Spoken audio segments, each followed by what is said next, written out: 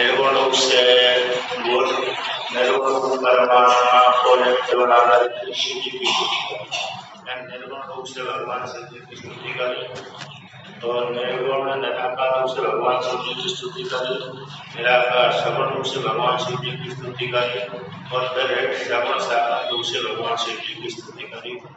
इसके पश्चात फिर भगवान पुष्पदंताचार्य भगवान ने भगवान भोलेनाथ की कई स्त्रोतों को द्वारा कई पीड़ाओं को द्वारा भगवान शिव जी की स्तुति करें। इसके पश्चात फिर पुनः बाद में पुनः उन्हीं भगवान शिव जी को निर्गुण निराकार के रूप से भगवान शिव जी की पुनः स्तुति करें। तो उसी में और आगे कहते हैं कि भगवान शिव जी ने जो सत्वगुण लेकर के, रजगुण लेकर के, तमगुण लेकर के इस प्रकार से रूप धारण कर सृष्टि करी, तो तीनों गुणों को निमित्त बना करके एक पुष्पदंताचार्य भगवान शिव जी की स्तुति करते हैं। तो जो गुणों से परे हैं ऐसे निर्गुण निराकार भगवान शिव जी हैं, उनकी भी स्तुति करते हैं। तीन गुणों से युक्त होकर के भगवान शिव जी क्या बनते हैं, और तीन गुणों से जब रहित हो जाते हैं तो भगवान शिव जी क्या कहलाते हैं, तो उसको लेकर के यहाँ पर पुष्पदंताचार्य भगवान की स्तुति करते हैं। वह जिसे विश्वोत्पत्ता पत्तौ भवाय नमो नमः, प्रवलतम से तत्संगारे हराय नमो नमः, जनसुकृते सत्तो कृतो गुणाय नमो नमः, ब्रह्मसि पदे निष्ठये गुण्ये शिवाय नमो नमः। तो यहाँ पर भगवान भोलेनाथ ने रजोगुण को स्वीकार किया। तो जैसे ही भगवान भोलेनाथ ने रजोगुण को स्वीकार किया तो उस काल में उनका नाम हो गया ब्रह्मा जी। ब्रह्मा जी भगवान शिव ही, भगवान शिव ही विष्णु है और भगवान शिव ही रुद्र है और भगवान शिव ही भगवान शिव है, निर्गुण निराकार। तो कहते हैं बहुल मात्रा है रस जिसके पास में, यद्यपि तीनों गुणों के बिना कोई भी नहीं रह सकता। जब भी कोई भी उत्पन्न होगा तीनों गुणों से युक्त होकर के उत्पन्न होगा, तो सत्वगुण रजोगुण तमोगुण, किंतु मेरे तीनों हमारा जो शरीर है तीनों गुणों के द्वारा ही उत्पन्न होता है। तो भगवान ब्रह्मा जी भी तीनों गुणों से युक्त रहते हैं, विष्णु भगवान भी तीनों गुणों से युक्त रहते हैं, शिव रुद्र भी तीनों गुणों से युक्त रहते हैं। जब तीनों गुणों को त्याग देंगे तो फिर निर्गुण निराकार कहलाएगा। तो कहते हैं तो फिर अधिक मान जब तीनों गुण समान रहते हैं किसी हर व्यक्ति में, तो फिर काम है, क्रोध है, लोभ मोह आदि है, सृष्टि है, ज्ञान आदि ज्ञान होते रहते हैं। ब्रह्मा जी पहले अकेले सृष्टि अकेले क्यों करते हैं, पालन और संहार क्यों नहीं करते? विष्णु भगवान पालन ही क्यों करते हैं, सृष्टि संहार क्यों नहीं करते? विष्णु रुद्र भगवान संहार ही क्यों करते हैं, पालन और सृष्टि क्यों नहीं करते? तो यहाँ पर कहते हैं भगवान ब्रह्मा जी में रजोगुण की मात्रा अधिक मात्रा में रहती है, लेकिन तमोगुण की मात्रा और सत्वगुण की मात्रा कम रहती है।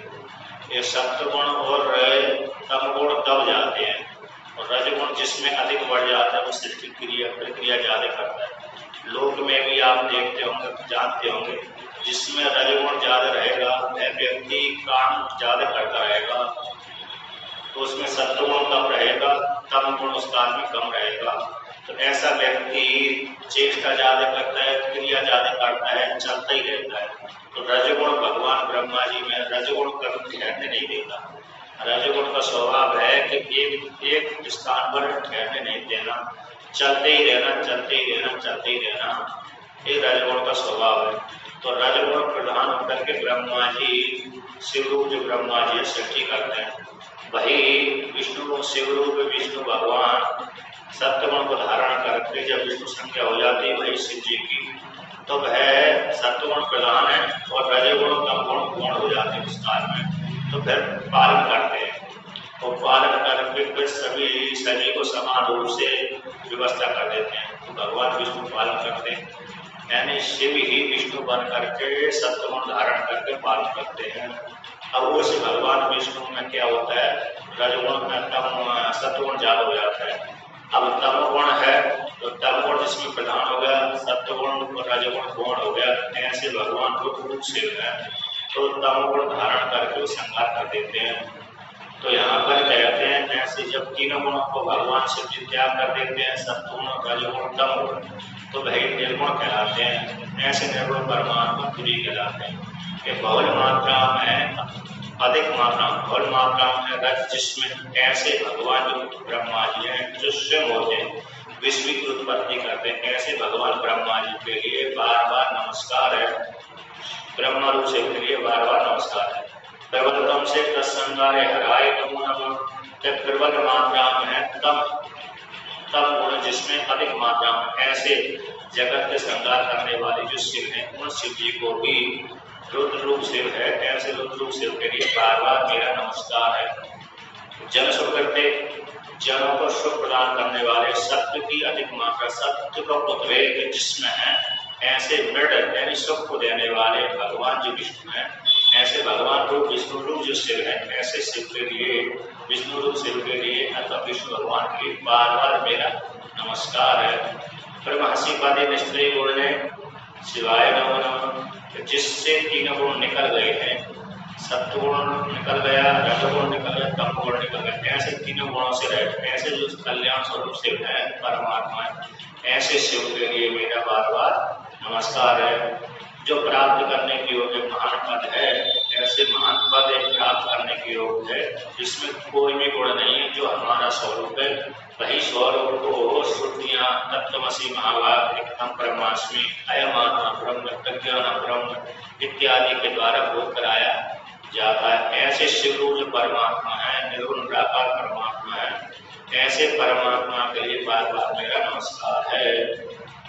इस प्रकार भगवान पुष्पदंताचार्य ने शिव जी की स्तुति करी तीनों गुणों को लेकर के। अब यहाँ तक तो भगवान तीनों गुणों को लेकर के, निर्गुण को लेकर के प्रणाम किया। अब यहाँ तक जो पहले श्लोक से लेकर के 30-31वें श्लोक तक, किसी में 31 श्लोक होते हैं, किसी में 30 श्लोक होते हैं, यहाँ तक भगवान शिव जी की निर्गुण निराकार के रूप में, निर्गुण निराकार सगुण के रूप में और सगुण साकार के रूप में, पुनः पर सगुण निराकार के रूप में, फिर निर्गुण निराकार के रूप में स्तुति कर दी। उपक्रम निर्गुण निराकार से किया, बीच में साकार का बोध करा दिया, पुनः प्रभावी निर्गुण निराकार का उपसंहार कर दिया। यहाँ तक उस शिव महिमा स्तोत्र, शिव जी के स्वरूप जो ज्ञान को देने वाला बोध करा दिया गया। अब यहाँ से लेकर के आगे जब महत्ता में खंड आता है, शिव महिमा स्तोत्र पढ़ने से क्या फल की प्राप्त होती है, किस प्रकार से पुष्पदंताचार्य भगवान के ऊपर शिव जी ने कृपा करी और उनको पुनः शक्ति लौटा दी, उसी को विषय को निमित्त बना करके यहाँ पर आगे कहते हैं। कृष्ण परिगणति चेतः क्लेशवश्यं कवचेदं कवचः तव गुण सीमोल्लंघने शश्ववृद्धिः इति चकितमे मंदे कृत्यमां भक्तिराधा वरद चरणयोस्ते वाक्य पुष्पो विहारम्।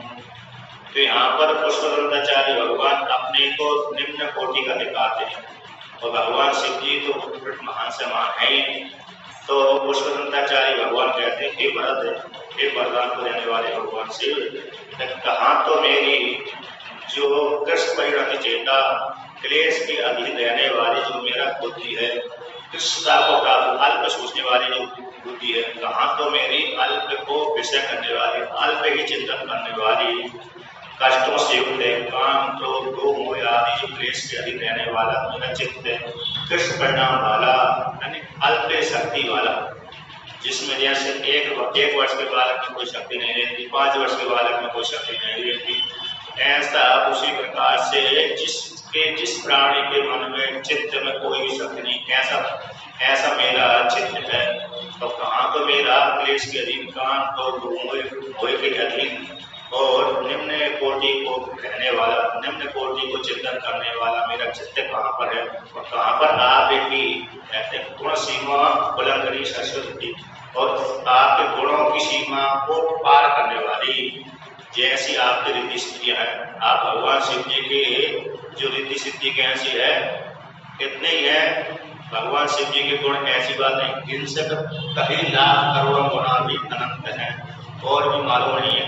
तो गुणों की सीमा का उल्लंघन करने वाली, कहाँ तो आपकी रिद्धि सिद्धि, आपका ऐश्वर्य, कहाँ मेरा जो मन है, चित्त है, निम्न कोटि को चिंतन करने वाला। अब निम्न कोटि का चिंतन करने वाला भगवान शिव जी के गुणों की सीमा को उल्लंघन करने वाली स्तुति को कैसे कर सकता है? महान व्यक्ति के गुणों को कैसे प्रतिपादन कर सकता है? जो छोटा सा विचार वाला व्यक्ति है, तो छोटे से विचार वाला चित्त कैसे भगवान शिव जी के भक्ति कर सकते, चिंतन कर सकते, स्तुति कैसे कर सकता है? फिर भी तो कहते हैं कीर्ति चकितम, इस प्रकार से मेरे को भय होता है। कहाँ तो आपकी अपरंपार महिमा और कहाँ मेरा एक दूषित मन, उस दूषित मन के द्वारा मैंने आपकी स्तुति कर दी। तो ये मेरे को देख करके, अपने मन को देख करके, स्तुति को देख करके और आपके गुणों को देख करके मेरे मन में भय उत्पन्न हो गया। कहते हैं ये मैंने स्तुति आपकी नहीं करी, कहते इति चकितम, भयभीत होकर के।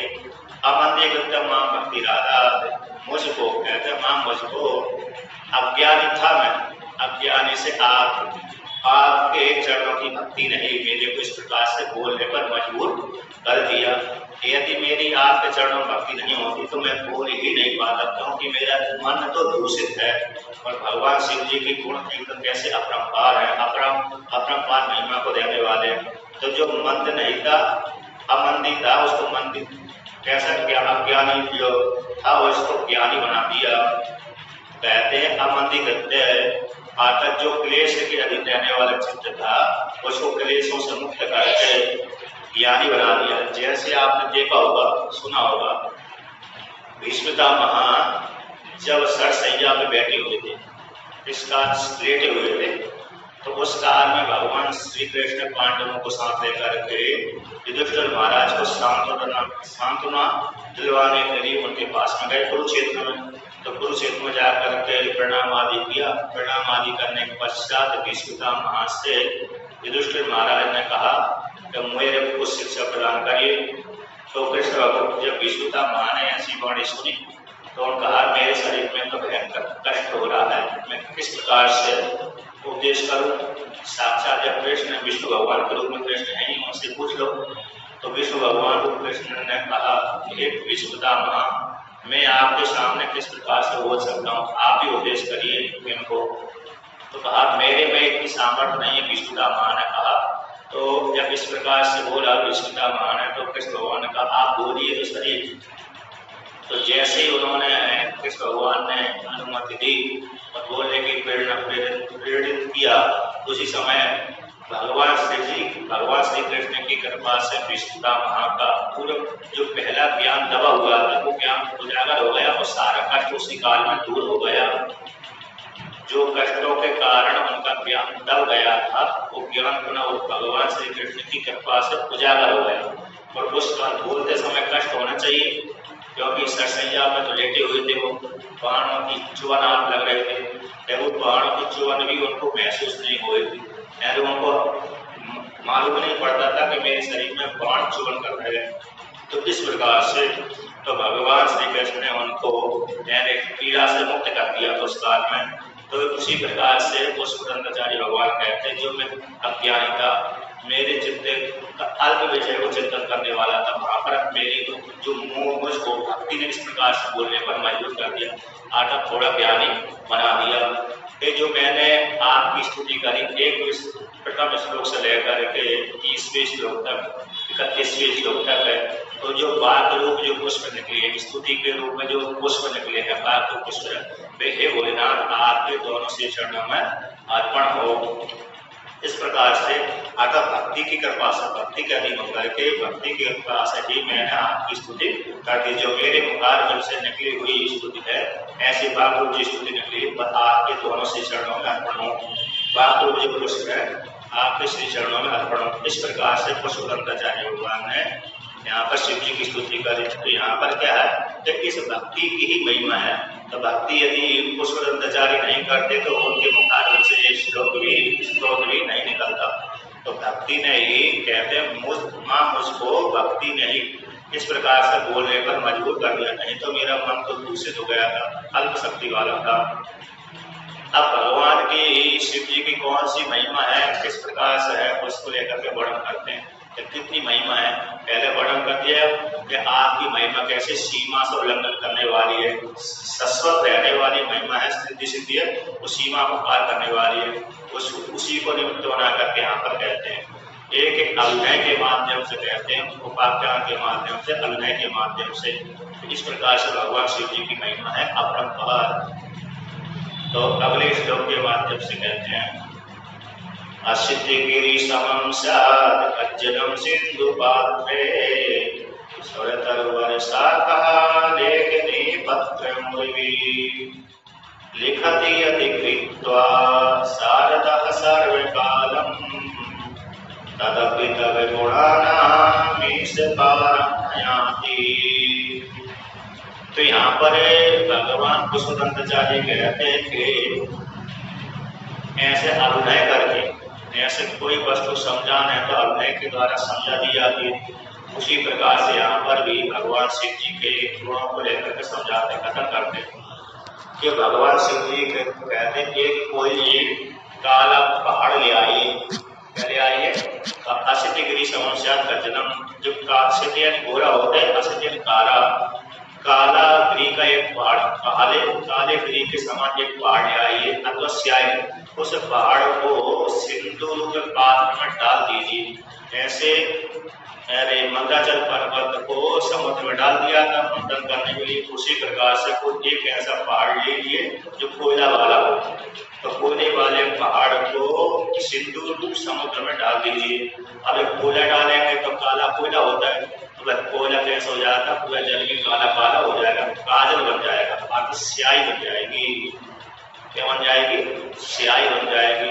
तो ऐसा सिंधु पात्र में वो काला पर्वत, विशाल काला पर्वत को डाल दो, बोल दो, इससे स्याही बन गई। कहते उस स्याही के माध्यम से फिर कुछ लिखना है, तो कहते स्वर किससे लिखेंगे, कहते स्वर तरुवर शाखा लेखनी, स्वरों में स्वर तरु देवताओं का जो वृक्ष है, उसमें वृक्ष, उन देवताओं को जो वृक्ष है, उन वृक्षों को, देवताओं के पास बहुत से वृक्ष हैं, उन वृक्षों के मध्य में ये श्रेष्ठ वृक्ष है।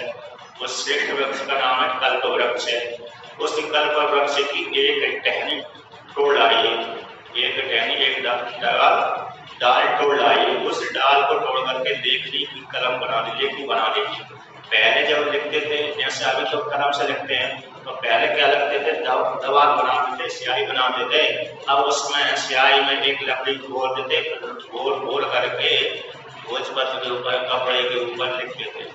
अभी तो पेंसिल दवाई को पेंसिल में स्याही भर देते हैं, पेन में भर देते हैं, अथवा लीड जो बोलते हैं उसमें भर देते हैं, फिर लिखते हैं, फैलती नहीं है। पहले क्या कलम से ही लिखते थे, और फिर कपड़ा में, वस्त्र में लिखते थे, अथवा भोजपत्र में लिखते थे, अथवा दूसरे ऐसा कोई होगा जिसमें कागज आदि लिखते होंगे, तो ज्यादा जगह मिलता हो। तो यहाँ पर कहते हैं कल्प वृक्ष की टहनी ला करके उसको कलम बना लीजिए। अब लिखेंगे किस पर, कहते समुद्र के जल को तो पात्र स्याही बना लीजिए, काला पहाड़ ले आइए, उस समुद्र में डाल करके उसकी स्याही बना लीजिए, पूरा समुद्र ही स्याही बना लीजिए। और कल्प वृक्ष की टहनी को तोड़ करके उसकी लेखनी बना लीजिए। लिखेंगे किस पर, कहते पूरी पृथ्वी को ही पत्र बना लीजिए। जैसे पत्र है, भोजपत्र है, आपने देखा होगा, भोजपत्र के ऊपर यंत्र तंत्र मंत्र और कुछ लिखते हैं, बड़ा पवित्र रहता है। जो भोजपत्र होता है प्राय करके तुम्हारे क्षेत्र में पैदा होता है, जहाँ पर वृक्ष पैदा होना बंद होते हैं वहीं पर ही ये वृक्ष पैदा होता है। जहाँ पर बर्फ गिरती है वहाँ पर ये भोजपत्र पैदा होता है। तो अंतिम पूरी जहाँ इसके बाद कोई वृक्ष पैदा नहीं होते, बड़े बड़े वहाँ झाड़ी हिम्मत अकेली होती है। तो भोजपत्र पूरे पेड़ जड़ पेदर होता है, डाली रहती है, उसमें पेदर में से पत्ते निकलते हैं, उसको काट दो, चीरा लगा दो, तो चीरा लगाने से उसके ऐसे केला देगा ना, तो केले के चारों तरफ पत्ता निकलता है चीरा लगाने से। उसी प्रकार से भोजपत्र में भी चारों तरफ से पत्ते ही उसकी खाल निकलती है, तो खाल ही चद्दर ही उसकी भोजपत्र कहलाती है। उसकी ऊपर कलम के द्वारा किसी रस के माध्यम से यंत्र तंत्र मंत्र आदि लिखे जाते हैं, है ना। तो उसी प्रकार से यहाँ पर कहते हैं पूर्वी को यानी पूरी पृथ्वी को पत्र बना लीजिए। अब लिखेगा कौन? तो यहाँ पर कहते हैं लिखती यदि गृहीत्वा शारदा सत्कारम, इन सारी सामग्रियों को लेकर के स्याही रूप पात्र को लेकर के समुद्र रूप स्याही जो पात्र है उस पात्र में समुद्र का जल ही पूरा काजल है, ऐसे काजल स्याही को लेकर के लेखनी को पकड़ करके सुमेरु के कल्पवृक्ष से भी लेखनी को पकड़ करके पृथ्वी के ऊपर पृथ्वी को पत्ता बना करके पत्र बना करके माता सरस्वती को लेकर के लिखने के लिए बैठ गई। लिखती है सब सारी सामग्री को लेकर के गीत करके शारदा सरस्वती माता की सर्वकालम तीनों काल भूतकाल में भी वर्तमान काल में भविष्य काल में लिखने के लिए बैठ जाए। जब बैठ जाए सामग्री लेकर के लिखने चालू कर दे तदपि तब गुणानाम ईसे पारम न जाती, ईश्वर परमात्मा तब भी आपके गुणों की महिमा का पार नहीं पा सकती।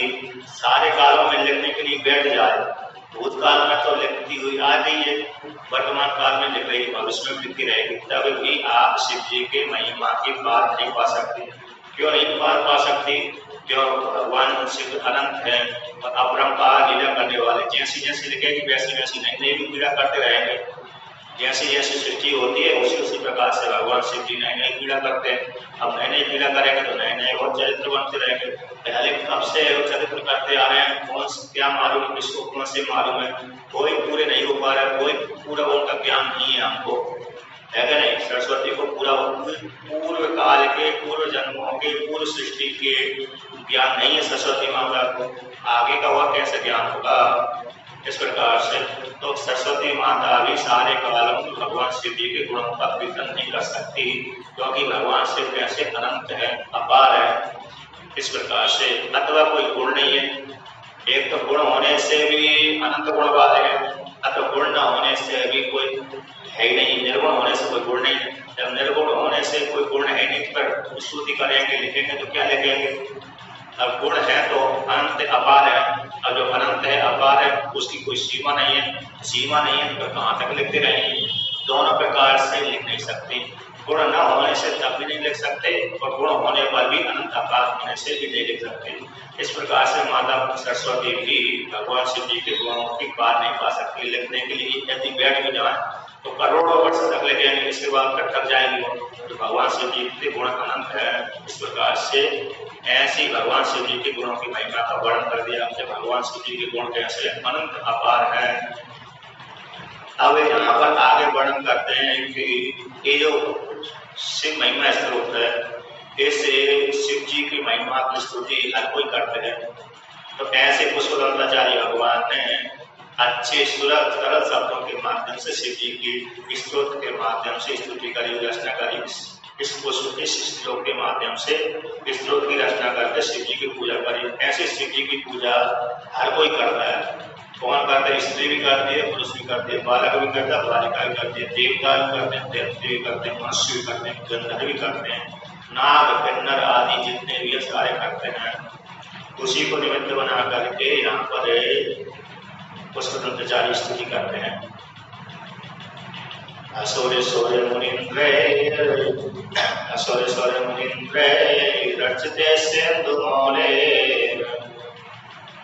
गद्यते गुणमहिम्नो निर्गुणस्येश्वरस्य सकलगुण वरिष्ठः पुष्पदन्ताभिधानो रुचिरमलभुगत्ते स्तोत्रमेतच्चकार। अच्छा, एक बात है कि अभी जब तक उपाख्यान आया, शिव जी का स्वरूप का प्रतिपादन आया, तब तक एक एक श्लोक के माध्यम से कहानी के रूप में आया। अब एक फल स्तुति चल रही है, तो फल स्तुति में ज्यादा कहानी नहीं आती। इसके पाठ करने से इस फल की प्राप्ति होगी, इसके पाठ करने से इसकी फल की प्राप्ति होती है, इसके पाठ करने से इसकी फल की प्राप्ति होती है। वहाँ की आख्यान आता है, तत्व का प्रतिपादन करता है, वो पहले से निकल गया। अब ये तो मात्र कैसा है, इसका महात्म है। तो महात्म में ज्यादा आख्यान नहीं होता है, ज्यादा कल्पना नहीं होती, सीधा सीधा आप ये काम करेंगे इस फल की आपको प्राप्ति हो जाएगी। एक इतना जाप करेंगे तो इस फल की प्राप्ति हो जाएगी, इतना पाठ करेंगे तो इस फल की प्राप्ति हो जाएगी। इस प्रकार से ही महात्म कहते हैं। महात्म यदि नहीं सुनते हैं तो उससे जो ग्रंथ है उसकी महिमा का मालूम नहीं पड़ता, उस श्रद्धा पैदा नहीं होती। इसलिए जो भी जिस किसी तीर्थ क्षेत्र में हम जाते हैं तो वहां पर उस तीर्थ क्षेत्र का जरूर महात्म सुनना चाहिए। महात्म का ज्ञान होने से उस तीर्थ के प्रति श्रद्धा पैदा हो जाती है। यदि हम तीर्थ घूमने गए और हमने उस तीर्थ क्षेत्र के विषय में महात्म श्रवण नहीं किया और श्रवण न करने से हम घूम तो आए, दर्शन तो करे आए, किंतु विशेष लाभ विशेष श्रद्धा न होने के कारण विशेष लाभ की प्राप्ति नहीं होती। जब उस तीर्थ क्षेत्र में गए और वहां पर महात्म श्रवण कर लिया तो महात्म के श्रवण करने से हमको उस तीर्थ के विषय में ज्यादा महान निष्ठा बन जाती है और हम श्रद्धा पूर्वक उसका दर्शन करते हैं। और श्रद्धा पूर्वक दर्शन करने से फिर उसकी जो फल है 1 रुपये का मिलना चाहिए वही फल 10 रुपये का मिलेगा उसी काल में। तो ये महात्म का महिमा होती है। उसी प्रकार से शिव महिमा स्त्रोत्र महात्म में चलता है। तो यहाँ पर कहते हैं उसी को लेकर के कि भगवान शिव जी को कहते हैं असुर। जो असुर यानी प्राणों में जो रमण करता है उसको असुर बोलते हैं, असुर बोलते हैं। उपनिषदों में आते हैं असुर शब्द आता है। एक सुर आता है, एक असुर आता है। तो जहाँ पर असुर शब्द सभी को बोलते हैं, स्त्रियों को बोल दिया असुर और मनुष्यों को बोल दिया। उस असुर शब्द में देवता भी आ जाते हैं, दैत्य भी आ जाते हैं, गंधर्व भी आ जाते हैं और सारे कुछ आ जाते हैं। अर्थात एक असुर शब्द से सब स्त्री पुरुष दोनों आ जाते हैं। तो वो कौन सा असुर है? एक दूसरा असुर कौन सा है?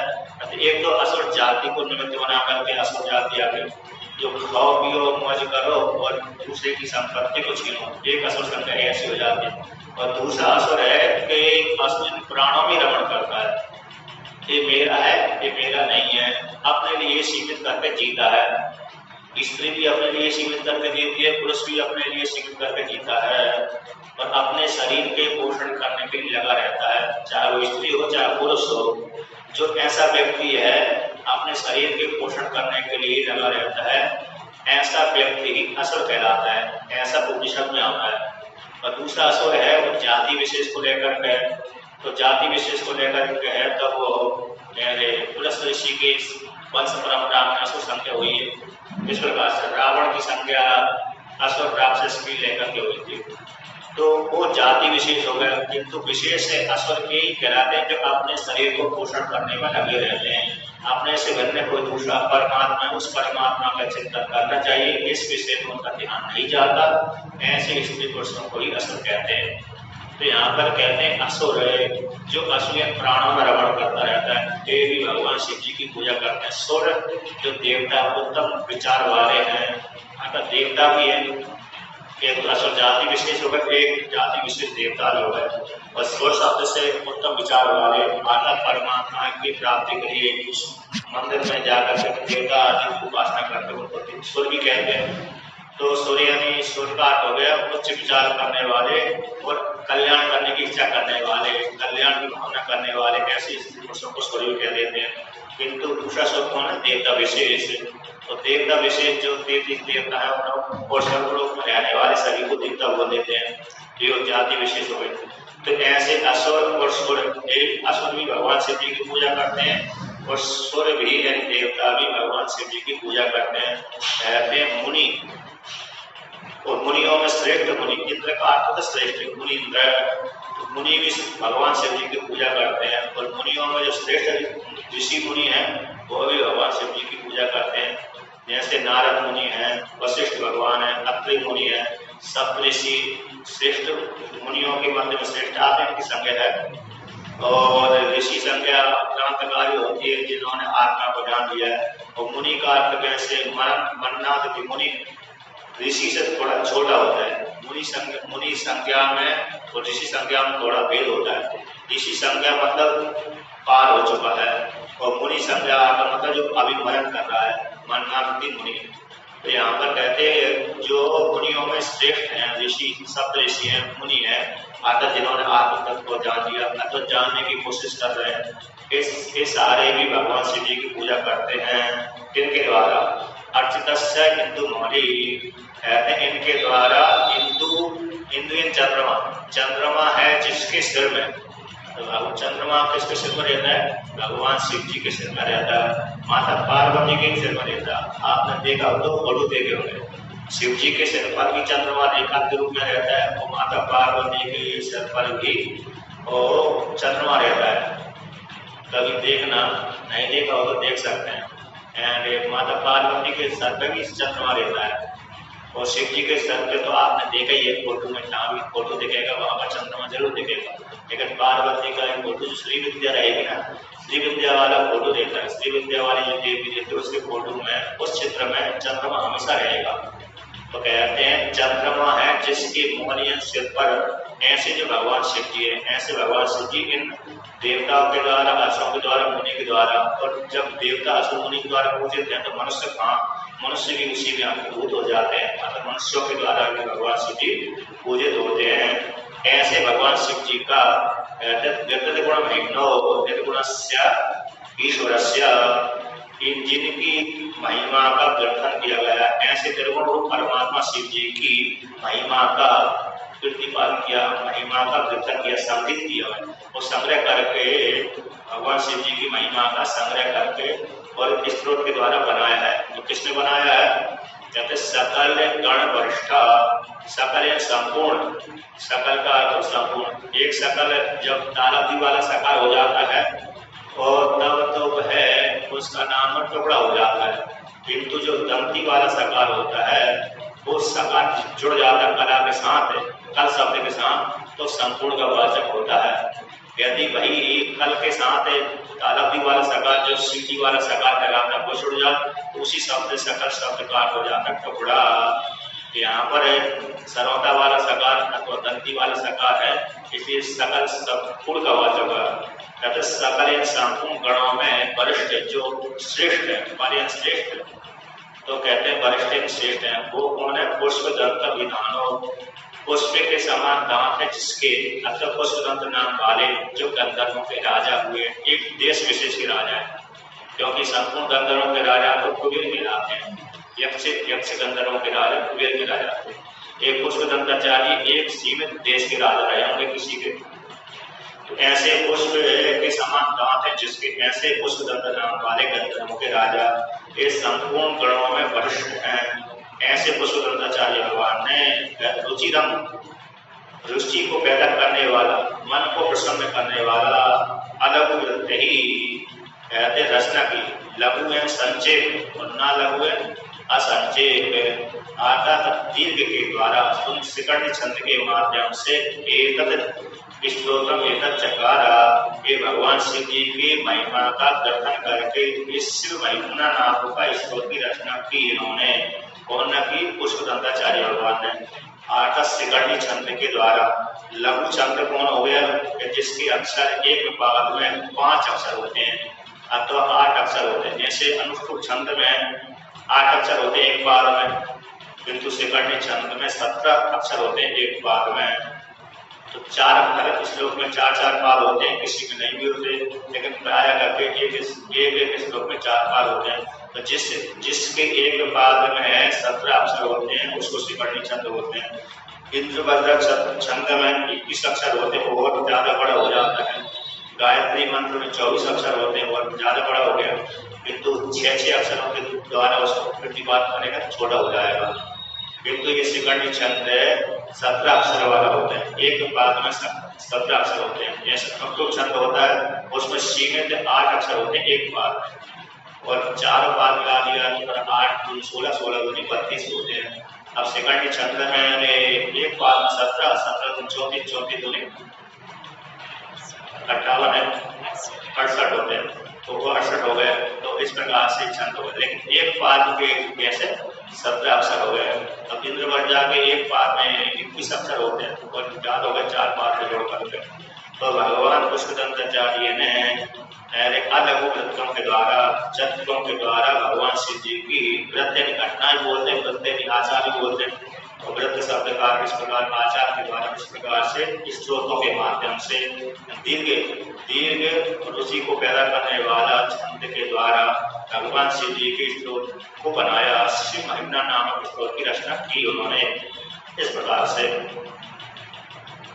अब आगे कहते हैं पुनः आगे कहते हैं अहर हरे नवद्यम दुजटे स्त्रोतमे तते पठति परम भक्त्या शुद्ध चित्तः पुमान्यान् सर्वति शिवलोके रुद्रतुल्यस्तथा कर्चुदकर्दनायुः पुत्रवान् कीर्तिमान् स्यात्। अब इस स्त्रोत के विषय में कहते हैं जो कोई भी इस स्त्रोत का पाठ करता है जो पुष्पदंताचार्य के द्वारा रचित है, यद्यपि ये स्वतः सिद्ध है, भगवान से अनादिकाल से चला हुआ आ रहा है, इससे महिमा स्त्रोत है।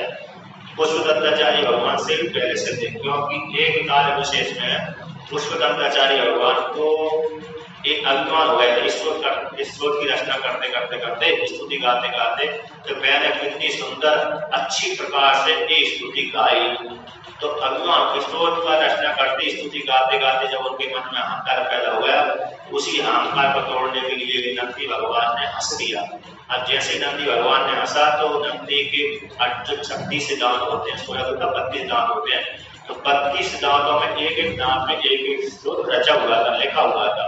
तो पुष्पदंताचार्य को वही अभिमान समाप्त हो गए, अरे ये तो मैं सोच रहा था कि इस स्त्रोत की रचना मैंने करी है, ये तो मेरे रचना करने से पहले ही नंदी के दांत में लिखा हुआ है, इससे सिद्ध होता है कि पुष्पदंत मेरे मुखारविंद से मात्र भगवान श्री जी ने उच्चारण करवाया है, ऐसे स्तोत्र को क्या करवाया, मेरे माध्यम से मात्र इस स्तोत्र को मुखारविंद से उच्चारण मात्र करवाया। बल्कि ये तो स्वतः ही सिद्ध पहले से रचित है, ये तो यदि पहले से रचित न होता तो नंदी के दांतों में कैसे लिखा होता।